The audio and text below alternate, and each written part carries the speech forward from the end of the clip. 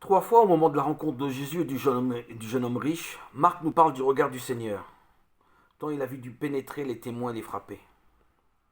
Jésus, fixant son regard sur lui, il l'aima. Marc 10, verset 21. Regard d'amitié plein d'exigence qui s'attache à l'essentiel et provoque. Une seule chose te manque, va, tout ce que tu possèdes, vends-le et donne-le aux pauvres. Tu auras un trésor dans le ciel. Et viens, suis-moi. Marc 10, verset 21. Regard voilé de tristesse quand ce jeune, bien sympathique, méconnaît l'amitié pour se satisfaire de la seule richesse. Et regardant autour de lui, Jésus dit à ses disciples qu'il est difficile à ceux qui possèdent des richesses d'entrer dans le royaume de Dieu. Marc 10, verset 23. Regard chargé de l'espérance de Dieu, de son amitié, de sa grâce, de sa vie toute puissante. Face à la stupeur des disciples désemparés par son discours sur les dangers de la richesse. Ils pensaient bien un jour être puissants et riches avec lui. Et alors lui disait-il, qui peut être sauvé?